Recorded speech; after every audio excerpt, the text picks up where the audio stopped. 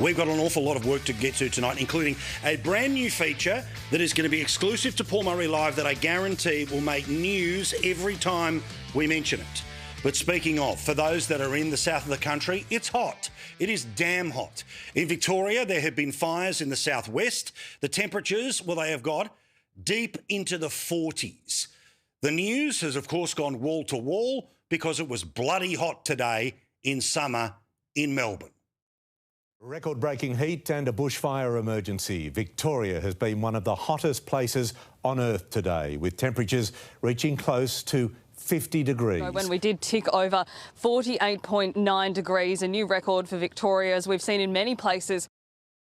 Good to see reporters in regional Australia, but just a little reminder, it's why we do Our Town. The first one's coming up in a couple of weeks' time, but the reason we do Our Town is we try to turn up when things are normal. Not when it's just a pretty backdrop for a weather story or a sad backdrop because of a crime story, or turning up because there's a news story. As we have for multiple years, thanks to our dear friends at Harvey Norman, we will continue to do so again this year.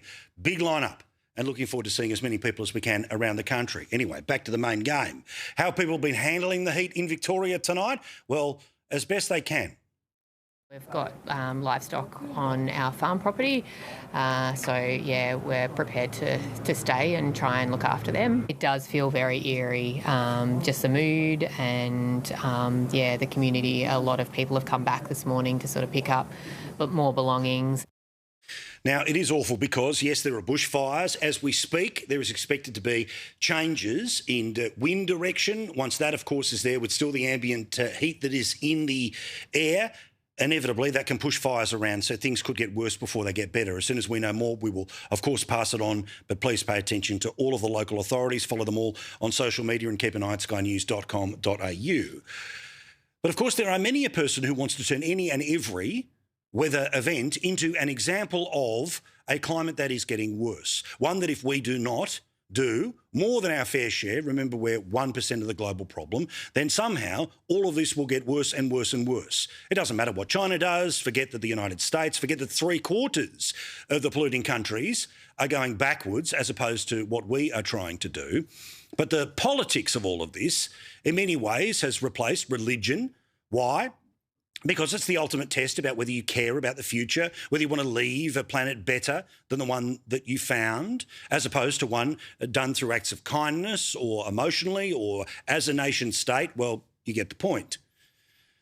Part of the way that the climate change politics has been solidified over the years is when there are extreme examples of what the climate can serve up that then become very simple visual notes that something that hasn't happened in a few years or maybe 100 years or maybe, yes, even ever, is an automatic example of the catastrophisation version of the story. Perfect example. The politics changed and changed dramatically in and around Australia and climate change from a 2019 election where people rejected all of the Bill Shorten ideas after smoke-covered Sydney in the summer of 19 into 2020. That became a physical manifestation of how climate change was getting worse. Now, as we told you at the time, those fires particularly got out of control because they were allowed to burn for as long as they did in national parks for many weeks prior. But yes, the reality of 7 billion people on the planet is that things are going to slowly but surely get more extreme. Never have I been in denial about that. But what I can't stand are the people who want to scare an already frightened generation. 40% of young women claim they don't want to have kids because of the climate catastrophe. There are kids who claim they don't have to save or plan for a future because life isn't worth living because of the climate catastrophe. Well, as there is with bushfires, again, things like tropical cyclone or the ex-tropical cyclone Alfred that we all were dealing with last year, well, these things are given names. And I did a whole thing last week about how there's a whole bunch of people who want to name heat waves. Now, of course, when things get a name, they also get the extra status of the constant briefings from insert emergency services, the premiers that are reading off the notes, acting as the MC. But more importantly, that heightened sense of emergency becomes manifest in whatever the event is of the day. Now, climate, of course, we are told, is not the weather, i.e. today's example of really hot or really cold doesn't prove, but it's over time. So part of the idea of trying to elevate the seriousness of heat waves, and they've always been serious. Sadly, there are people who die when it's really hot and when it's really cold. I wish that wasn't the case, but alas, that is the human body.